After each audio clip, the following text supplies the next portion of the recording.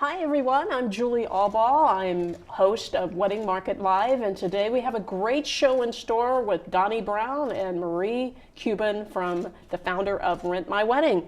I'm so glad she is joining us today, along with celebrity wedding planner Donnie Brown. We'll be taking questions from our audience, and they can submit questions on Facebook, including our live audience. But before we get Donnie Brown on here, we're going to talk to Marie about RentMyWedding. Yes, well, thank you so much for having me, Julie. I'm excited to be here. Yes, I'm so glad that you came. Now, how did you get involved in RentMyWedding? Well, I guess first let me tell you what it is. So RentMyWedding is a nationwide online event rental company. So the way it works is that clients order their rental products online and we ship everything right to their door. After the event, they put everything back in the same box and just send it back to us using a prepaid return label. And shipping is free both ways nationwide.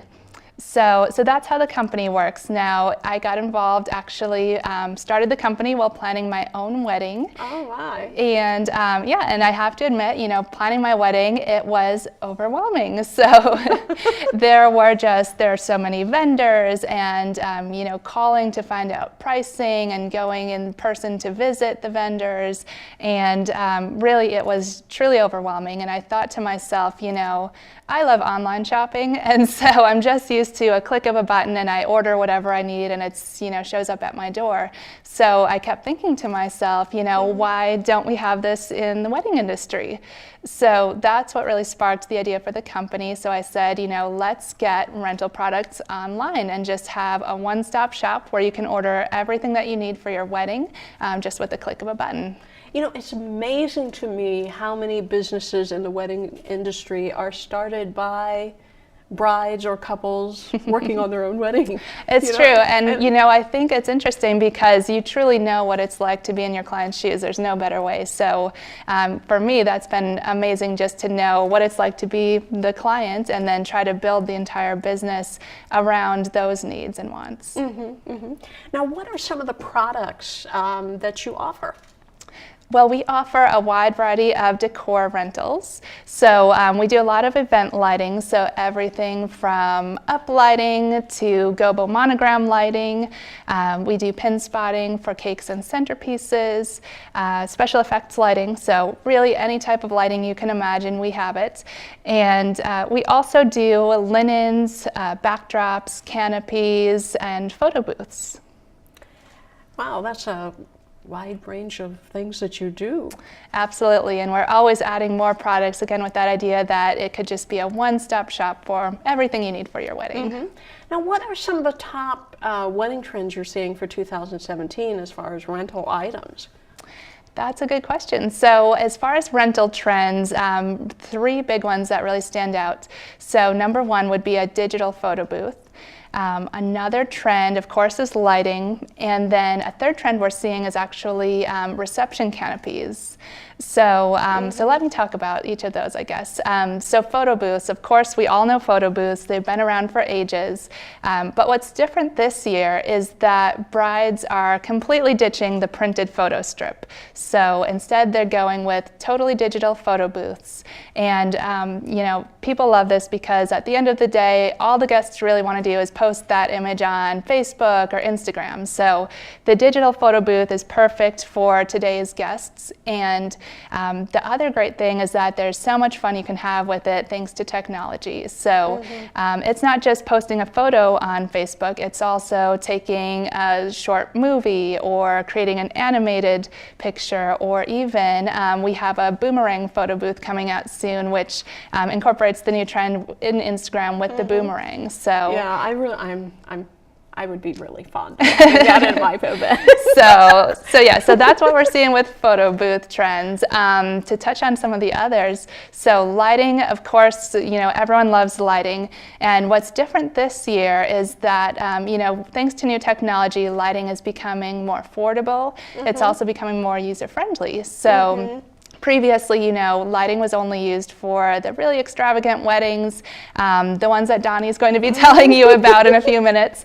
So what's different now is that because the pricing has come down on lighting, it's now accessible to brides and grooms on a wide variety of budgets. So I think we'll be seeing lighting at all types of weddings, no matter the budget this year. Yeah, because I think a lot of times, when brides think of lighting, we're thinking really techie, and sometimes people are not really into the techie. And so when I've seen the videos that you had, you made it really simple in setting up the lighting, whether it's for, I guess it was the cake table or the monogram. It was really simple. And then it was like almost in 2 or 3 steps. That's right, exactly. So all of our products, I know when you first hear about it, lighting, it sounds very, overwhelming. It sounds like you should have experience, but the great thing is that we've actually taken a look and for the most part, we either redesign existing products or we develop our own to make them super user-friendly so that literally anyone can set them up. There is no experience required. And, uplighting, for example, is something that totally transforms a venue. It can transform it from just your basic ballroom into a beautiful high-end looking wedding reception. And what's amazing is that to set up lighting, it's just a matter of taking this little light fixture and you just set it on the ground up against the wall and you just push a button to pick any color that you want. So literally it takes, Wow. 15 seconds to set up your lighting for each one. Now, how many different colors, how many colors can you do? It's unlimited. That's the best part. So you can literally match your color to just about any shade. So, you'll get a remote control. You can just play around with the colors on there and you can color match it exactly to the shade that you need. Wow, that's amazing. Yeah. Yeah. Now, you also have a magazine that's going to be launching here soon with a lot of industry leaders. Now, can you tell us a little bit about that? Yeah, we're very excited about the magazine. So Rent My Wedding magazine launches this month, and it will feature the top tastemakers in the wedding industry. And we're really excited to get all these experts together, sharing their advice. And our goal is really to just provide a free resource that can help, provide some great expert advice from professionals that you can trust. Yeah. Now, Preston Bailey, I guess, is involved. Now, what is some of the articles will he be writing about? Yeah, Preston Bailey is one of our columnists, so he is writing in this issue about how to have a glam wedding. Of course, who better to give that advice?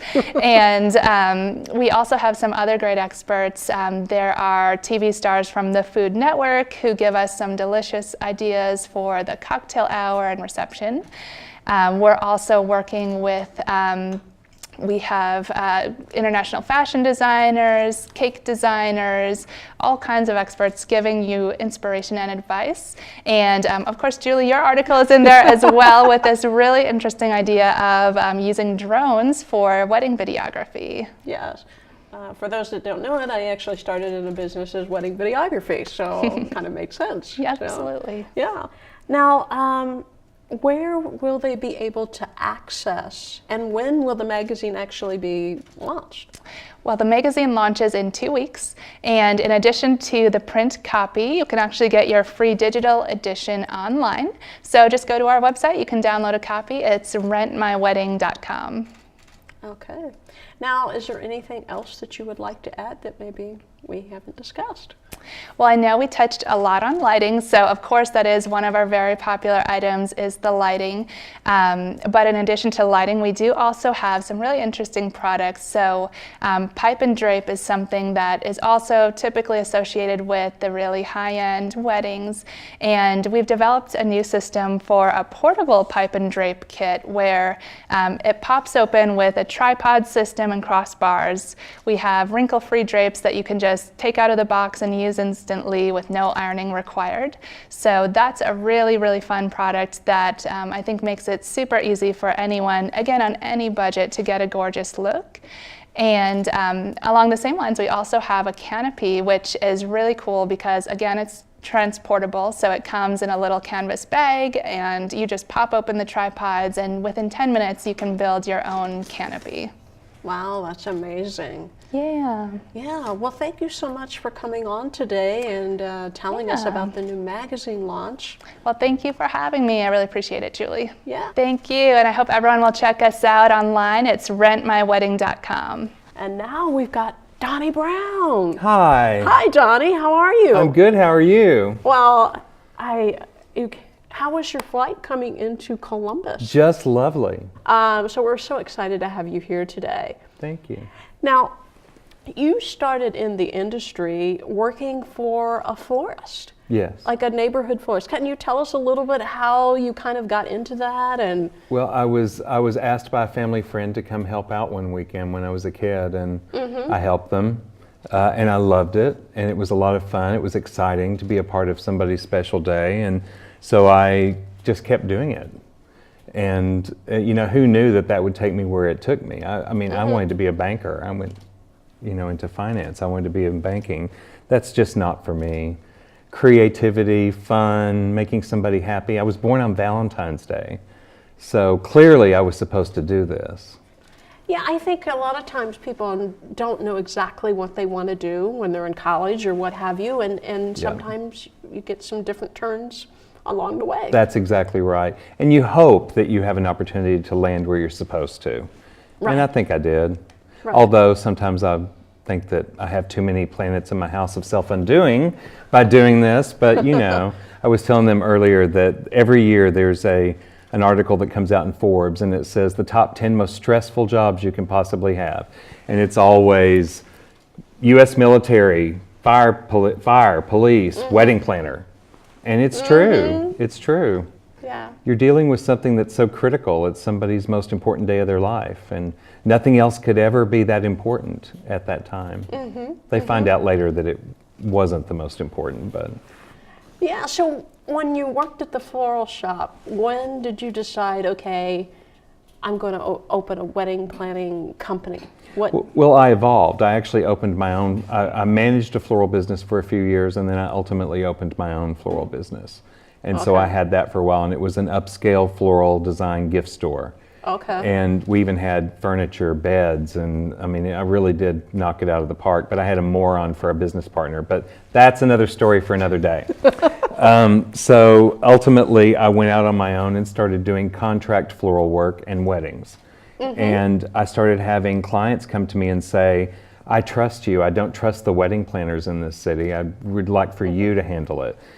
And I fought it and fought it and fought it for the longest time, and eventually I finally started doing it. And then, of course, Style Network came calling, and I was still fighting it then. I was like, you know, let me do what I do best. Let me do my floral design and my decor. But they kept saying wedding planning, and it just kept on going from there.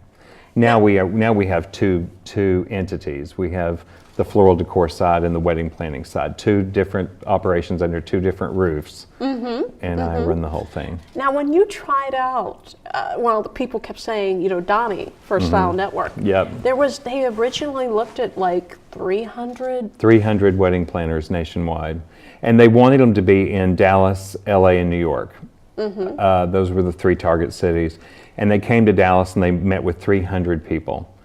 And all of them kept saying, go talk to Donnie Brown, go talk to Donnie Brown. And so ultimately they did, and they called one day and said, we're interested in you being on this TV show. And I said, well, what is it you want from me? And they said, well, we need to do a screen test. And I said, okay. When? 45 minutes. So I put on a pair of tight pants. I was much thinner then. Put on a little pair of tight pants and a concho belt and a little tight shirt, and you know, tried to dress young and hip, and they came and they did it, and 2 days later they offered me the role.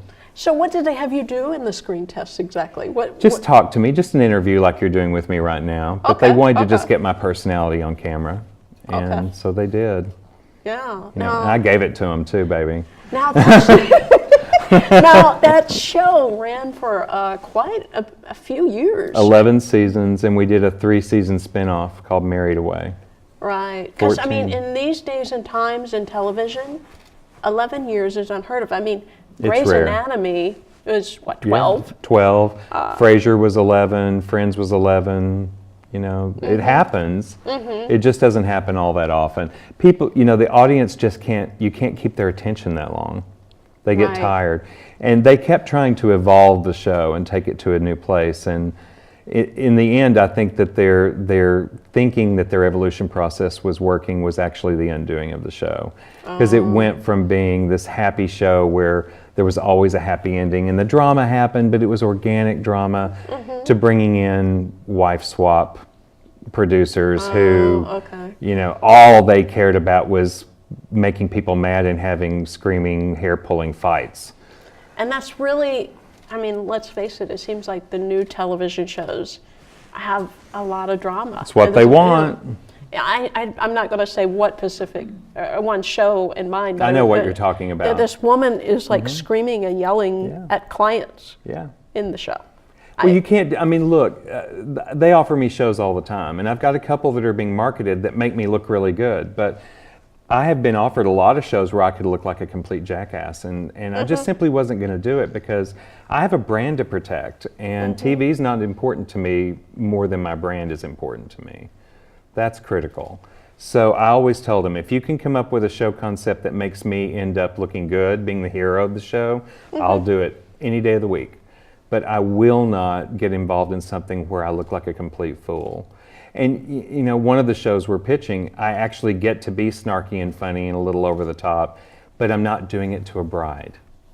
Right. You know, right, and I can do that, but not to a bride. Right.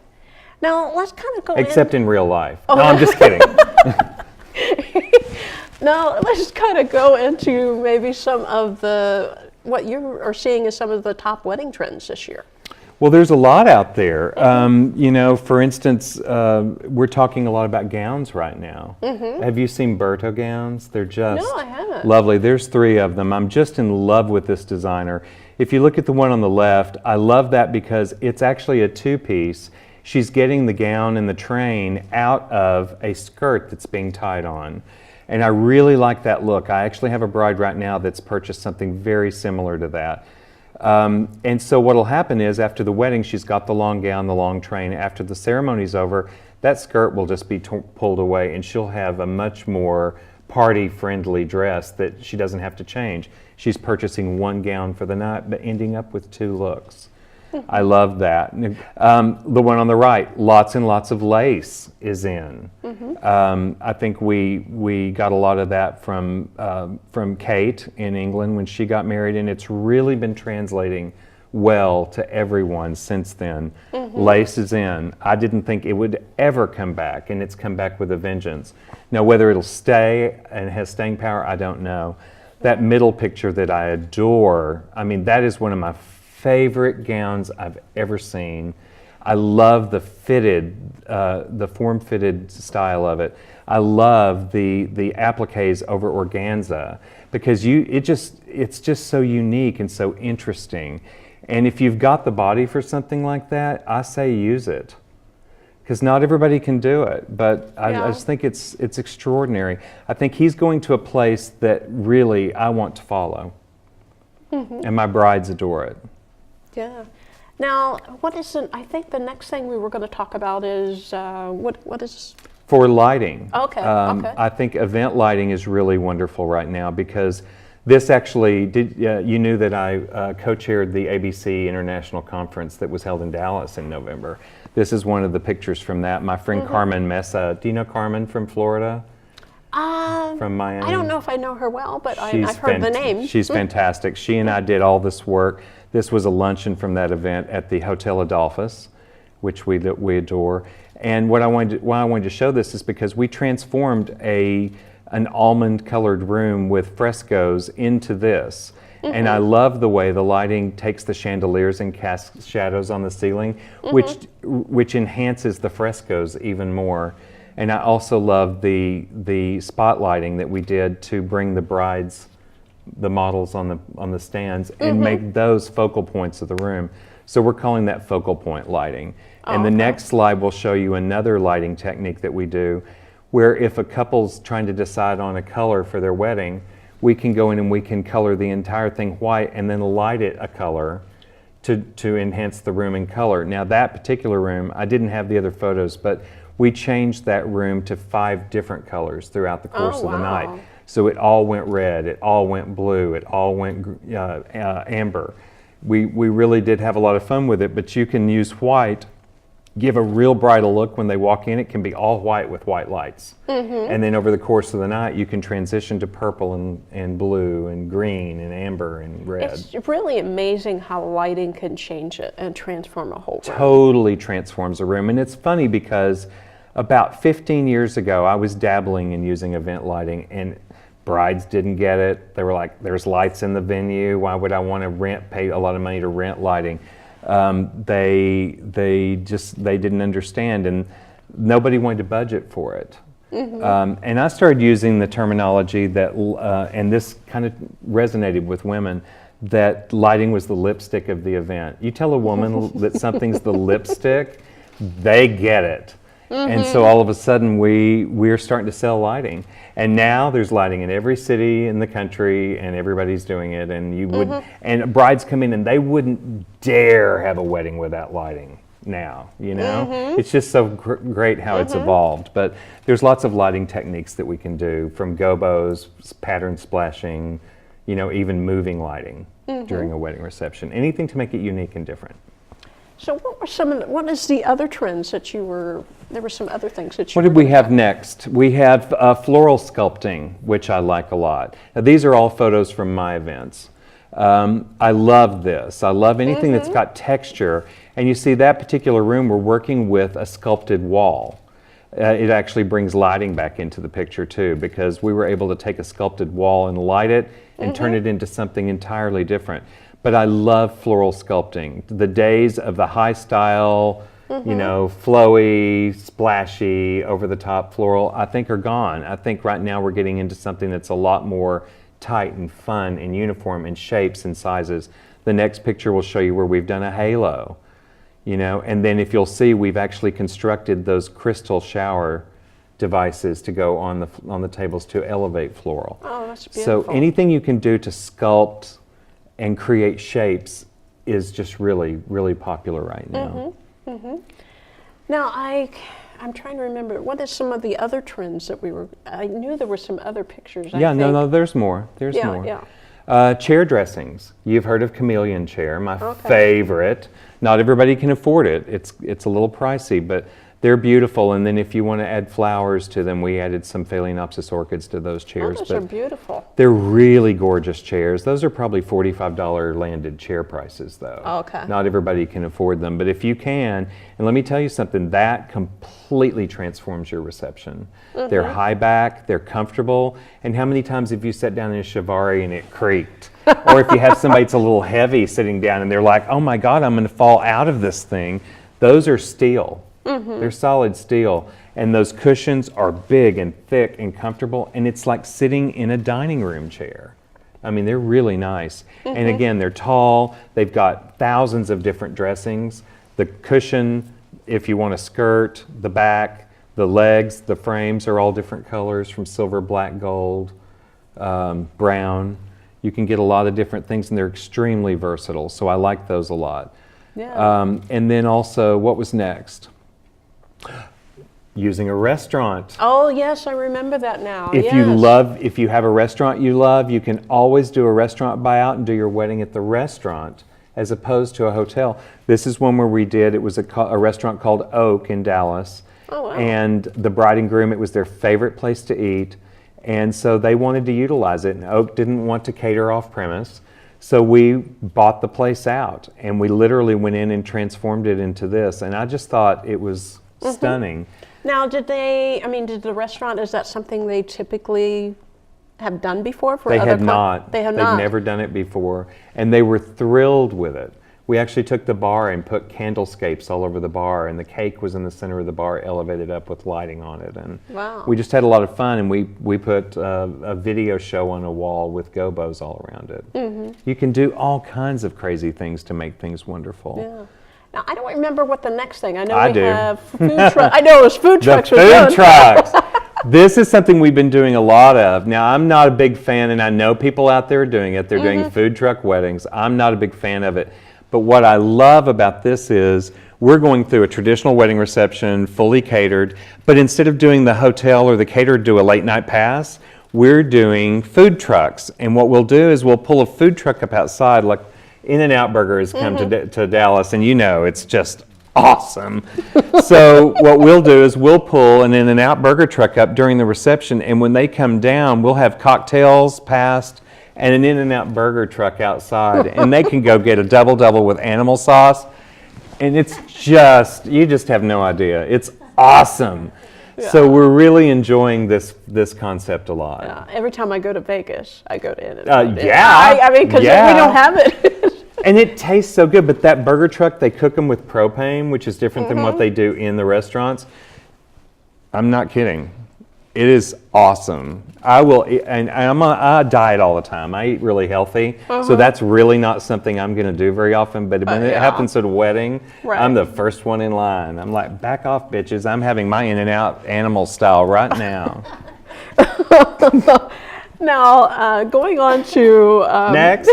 I know we're done with all the trends now. But, yes, we are. But now you're writing a book. I am. So I've been writing it for 2.5 years. It's called Stumbling Down the Aisle.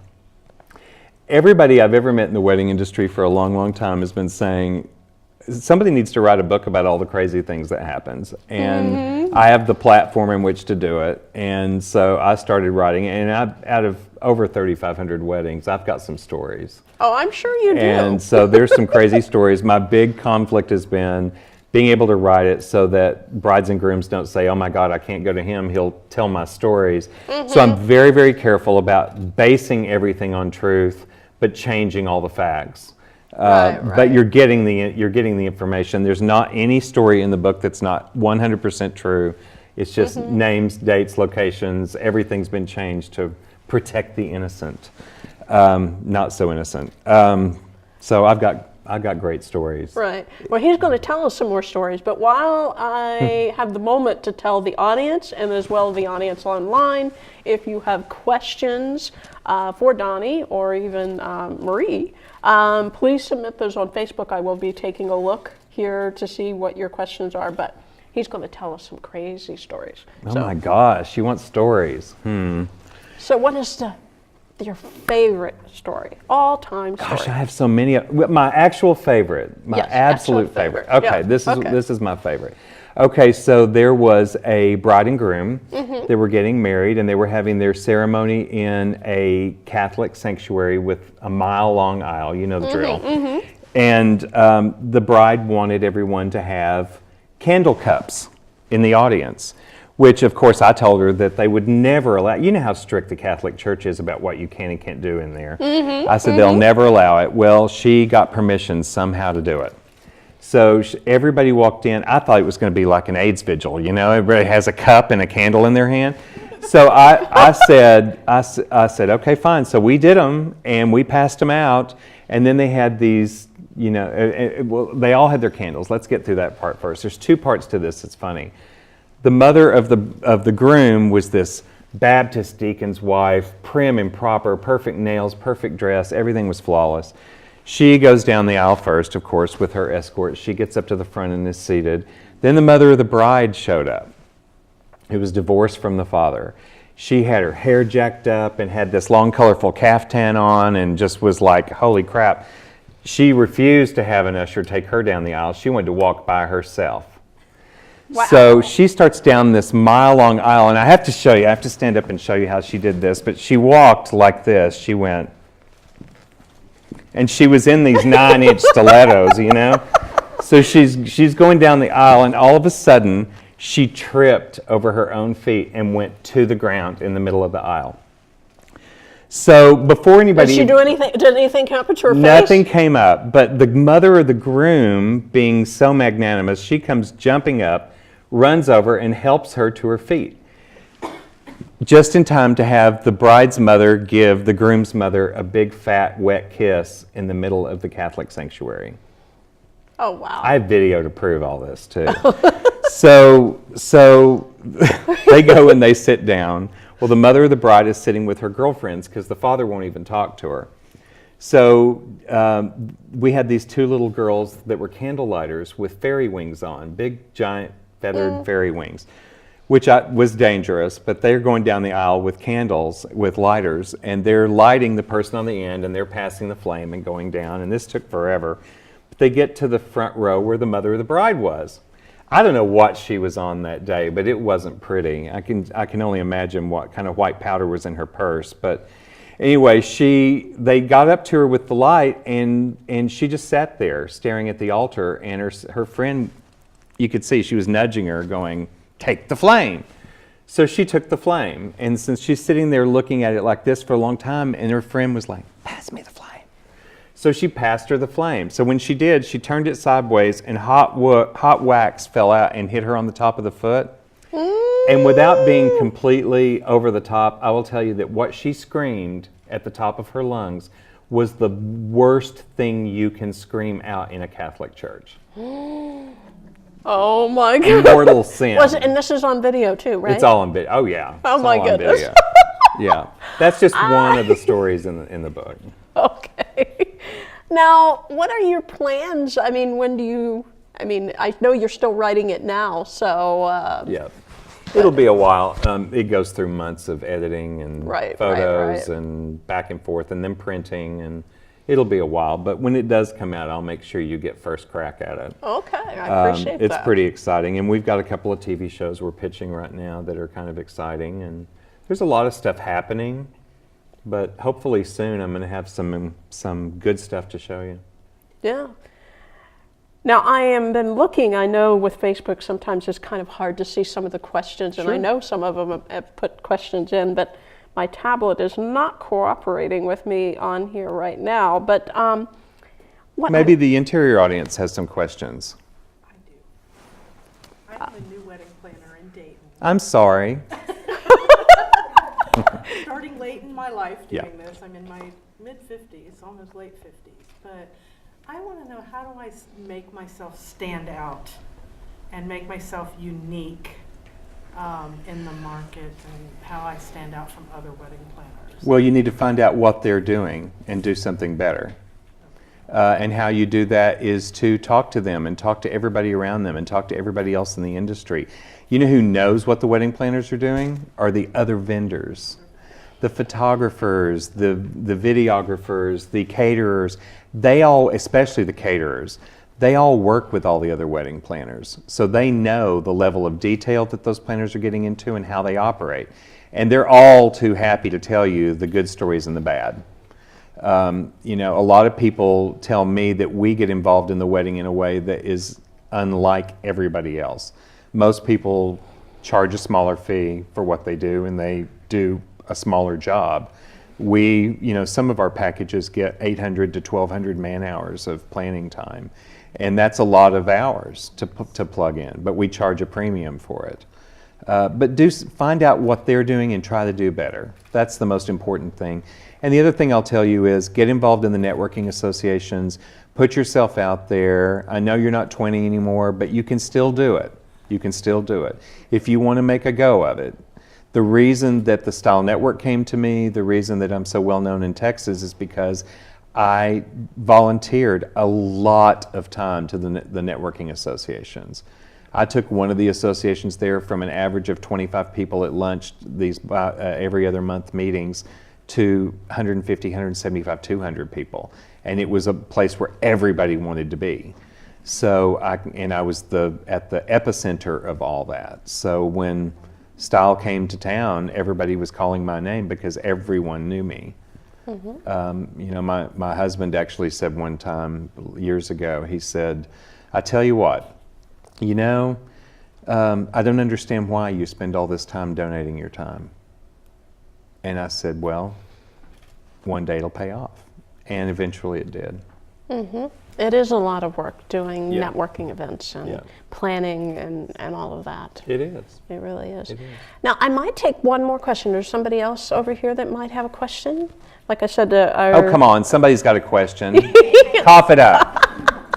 I know you said that food truck receptions aren't really your thing, maybe for late night snack, but I do have a bride that wants it for her reception, and I have not done that before. And I'm not sure how to make it flow and make it work right. Do you have any advice on that? Well, obviously, it needs to be an interior-exterior venue, because you can't really pull the trucks inside. So it needs to be a venue with a patio or a terrace or something where you can easily go in and out. I have seen that done. Oftentimes when they come to me and ask me about doing food trucks for their wedding reception, what I'll do is convince them to do it for their rehearsal dinner. Because then they get their food trucks, but then they also get the nicer wedding reception that probably they end up being happy they had. But that's how I would go about that. Make sure you've got a nice patio. There's venues that we work in that have big ballrooms, kitchens, bathrooms, everything inside, but then they have a really beautiful outdoor area that's easy to communicate back and forth. So if you have to go that route, that's what you have to have. Or in a park, which brings up its whole other set of logistic issues. Well, Donnie, do you want to add anything that we haven't talked about? Well, I don't know. Follow me. I'm everywhere. I'm on Instagram. I'm on Facebook. Donnie Brown, everywhere. Okay. Facebook, Instagram, Twitter.